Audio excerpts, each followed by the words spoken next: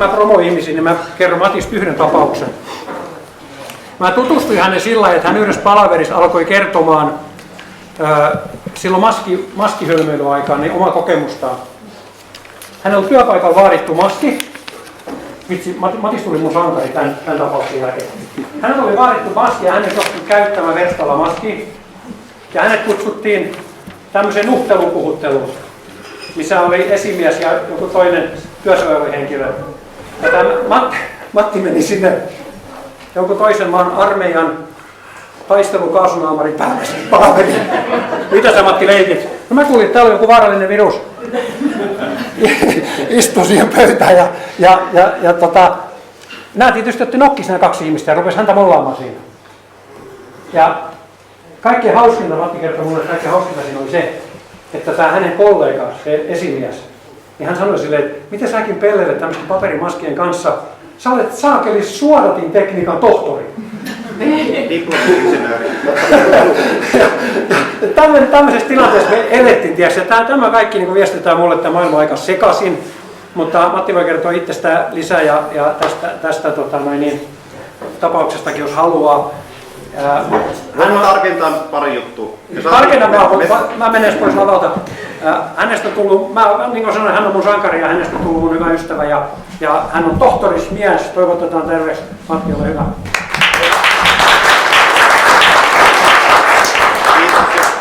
Tuohon Karin keissiin voi tarkentaa, että me saatiin firmasta maskit, jossa luki, että tämä ei suojaa miltään viruksilta ja firma ei ole vastuussa mistään. Se mun Puolan armeijan kaasunaamarissa speksissä lukee, että tämä suodattaa kemialliset, biologiset kaikki aseet, eli virukset ja muut. Ja tältä suodatustekniikan diplomi-insinööriltä kyseli, että miten sä voit, niin tässä lukee, että ei mitään toimi. Niin. Mut joo, harmi kun ei nähnyt niiden naamaa, kun oli maskit takana piilossa siellä palaverissa. Matti, tuppa vähän tuohon enemmän keskemmällä. Tulee toki. Mistä näkyy? Sieltä näkyy oikein hyvin. Tästä. Kyllä. Mutta joo, kiitoksia Karille esittelystä ja puheenvuorosta. Ja pari ranskista ottanut tähän lappuun, niin koitan käydä tässä lyhyessä ajassa läpi vähän tämmöisiä omia ajatuksia, että miltä tämä maailma nyt meikäläiselle näyttää ja mikä täällä on se onkelo. Ja tämä, että mikä tässä tämä vapausaatteessa itteeni kiehtoo, on nimenomaan se, että mä haluan päättää omista asioista ja mua ottaa päähän aika julmetusti, kun joku toinen tulee sanomaan, että mitä mun pitää ajatella ja mitä syödä ja niin päin pois. Ja tämä tietysti omilla jaloilla seisominen ja vapaana oleminen, se vaatii tietyn verran rohkeutta, että se seisot omilla jaloilla ja sanot mitä sä oot ja et taivu. Uskallat sanoa ei. Ja jos sulla ruvetaan leikkimään, niin leikitään sitten ihan oikeasti mukana. Mutta tähän nyt alkuun tämmönen termi, eli määritellään, kun mä käytän tässä, eli infantilismi. Eli tavallaan vauvamainen, eli infanthan on englanniksi imeväinen ja tämmönen. Ja tosiaan tässä on semmoinen disclaimeri, että vauvat toki on ihan ok ja vauvana saa olla vauva ja niin edespäin, että vauvat on jopa hauskojakin. Ja silleen, mutta tämmöiset aikuisvauvat, mitä tämä maailma tuntuu on nyt täynnä, niitä on säälittäviä inisioita. Ja ne, joilla on lapsia, niin tietää, että kun pikkupipi sattuu ja lapsi tietää, että äiti on näkemässä, niin tämä sattuukin niin saatanasti se pikkupipi, kun tietää, että äidillä saa huomiota sitä sillä hommalla. Ja tätä voi tietysti verrata kaikki tämmöisiin uhripisteisiin ja muuhun intersektionaalisuuteen, että aika vauvamaista käytöstä tuo tommonen on. No sillä alustuksella mennäänkin tähän ajatukseen, että mun mielestä media yrittää tehdä meistä kaikista tämmöisiä aikuisvauvoja. Ja se pyrkii murtamaan mielen tämmöisellä moniulotteisella demoralisointikampanjalla, mikä siis käydään, olette varmaan tämän, mikä Neuvostoliitossa on ne ihmisen jutut kuunnellut, niin tosi, no ei siihen sen enempää, toivottavasti tuttu kaikille. Mutta esimerkiksi lehdistössä kerrotaan, että epäile itseäsi aina juttuja, että oletko aina tehnyt tämän väärin, uskallatko syödä tätä, tiestään pelätä tota. Ja tämä demoralisoi kaiken ja sitten kun se lopulta tulee tämmöinen romahtaminen mielessä, että sä enää oikein epäilet kaikkea, että uskalla mitään, niin sä alatkin sitten hakea turvaa valtiosta. Ja tosiaan niin mitä tavoitellaan kaikella, niin se, että infantilisoimataan yksilöt. Eli aikuisvauva uhriutuu, mikä ehtii. Aikuisvauva ei ota vastuuta mistään, että joku muu aina hoitaa. Aikuisvauvalla ei ole omia mielipiteitä ja joku NPC-hahmo lähinnä vastaa tämmöistä aikuisvauvaa. Aikuisvauvalle Kela edustaa äitiä ja poliisi edustaa isää. Ja tää on aika lailla tämmönen neomarksistinen neuvostoihminen, Tämä on täysin tulonsiirrosta eli valtiosta riippuvainen niin henkisesti kuin fyysisestikin. Ja myös oikea ja väärä on päätetty tällaisille ihmisille muiden puolesta. Ja tästä, niin, mihin tämä nyt pyrkii tämmöinen, että saadaan tällainen porukka luotua, niin että yhtä podcastia kuuntelin, siellä oli, että sanottiin, että kun 51% elää tulonsiirroista, niin kommunismia ei voi enää demokraattisesti pysäyttää. Tämä on kyllä luultavasti siihen ne tähtää ja sitten se hulivili vasta alkaa, kun ne sen rajan yli pääsee. Sen jälkeen on käytännössä täysmandaatti tehdä ihan pitää vaan hullutta. Ja sinne ei enää vapauksia selkeä kellään.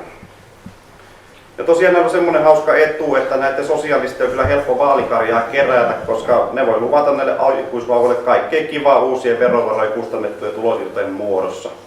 Ja nämä infantilisoidut uskoo tätä uutta sossupoliitikkoa, tai ne pitää näin äitinä tai jopa jumalolentona.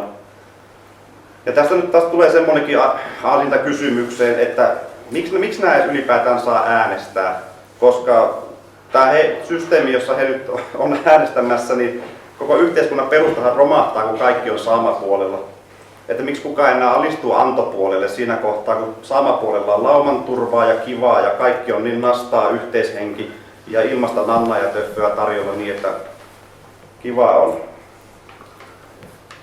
Ja tosiaan niin tällä pohjalle ne perustaa tämä oikein äänestämällä, tämä olisi mukaan tämä demokratia, kun vaalikarjaa lahjotaan tämmöisillä tulonsiirroilla. Ja mä oon käsin lukenut tästä ja miettinyt, mikä tämä demokratia-aatekin on, niin mun mielestä demokratia alun perin oli sitä, että vapaat miehet saa osallistua päätöksentekoon.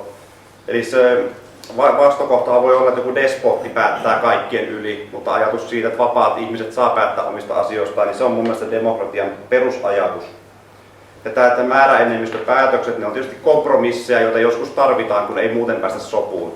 Eikä se, että se määräenemmistöpäätös on se demokratia, niin kuin tuntuu olevan tämä käsitys, mitä media ainakin luo. Ja niin kuin äsken tuossa puhuin, niin se varmaan perustuisi niin kuin tähän sitten tämä tausta-ajatus. Ja sitten käsittääkseni myös, että tämä Kreikan demokratiassa tämä vapaa mies, niin se oli niin kuin perheellinen ja taloudellisesti itsenäinen ja useimmiten viljeltä ainakin omisti maata. Että se ei sitten oli muu se orjaluokka tai muu, mikä siellä oli huithapeleita.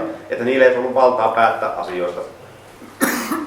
Ja tämmöiset, tuosta tuli semmoinen mieleen, että mitäs jos meilläkin olisi äänioikeus vain ydinperhekohtaisesti, että joka ydinperheellä on yksi ääni, niin voisiko se ehkä korjata tämän tilanteen ja estää tällaisen, että nämä aikuisvauvat sitten pääsee päättämään tai äänestää valtaan meitä alistavia tyyppejä. Sitten tuli semmoinen mieleen, että jos joku kansalaiskoe tai joku muu siirtymäriitti, jolla tässä äänioikeuden, että jos et sä oikeasti ymmärrä vaalien, ravien ja missinkisojen eroa, niin sitten sä et oikeasti saa äänestää. Ja nimenomaan just se, että kun osaat ottaa vastuun omasta elämästä, omasta itsestäsi, niin sitten sä saat osallistua yhteisiin päätöksentekoihin. Tämmöisiä ajatuksia. Mutta joo, tosiaan mukademokratia, kutsun tämmöistä aikuisvauvojen enemmistön turvin hankittua mielivalta-asemaa. Se on yksi tyrannian muoto mun mielestä, ei se edes ole mitään kansanvaltaa tai yksilön vapauksia edistävää toimintaa.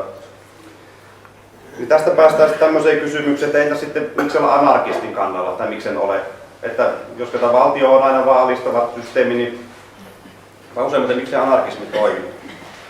Niin jos meillä ei ole mitään valtiosysteemiä, niin meillä on olemassa luonnonlait ja luonnonlakeina on esimerkiksi tämmöinen vahvimman oikeus, mikä tuolla jyllää aika hyvin. Ja se ei tietysti ole kovin yksilön etu kovinkaan usein, että sehän johtaisi jonkinlaiseen pavianilaumamaiseen yhteisöön, missä sillä vahvimmalla pavianilla on se valta ja sillä on mukana ympärille muutama hännystelijä, jotka sitten pääsee vähän osingolle kaikesta kivasta, mitä se johtajauros siellä saa.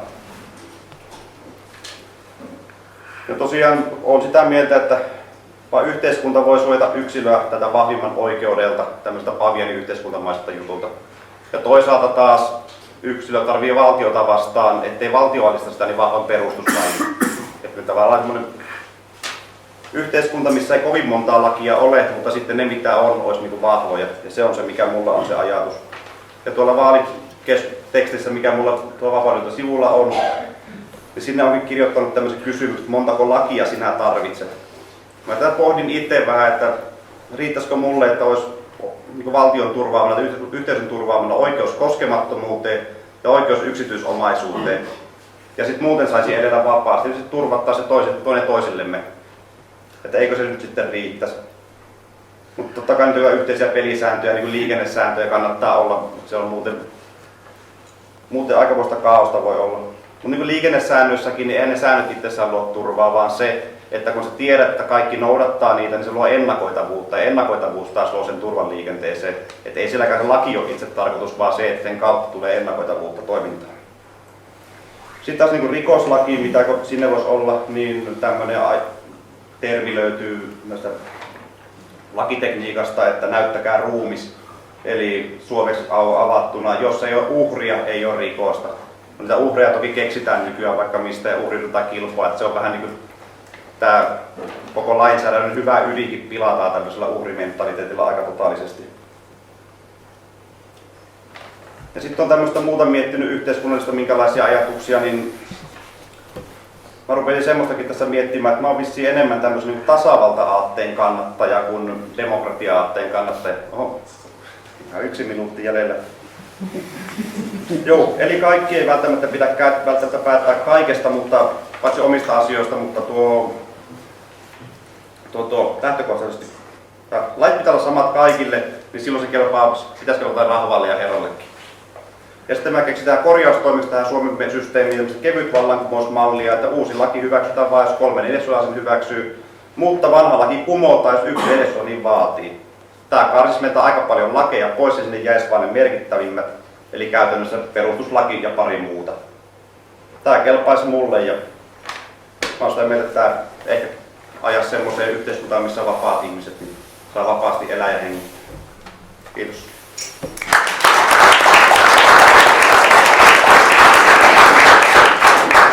Matille iso kiitos.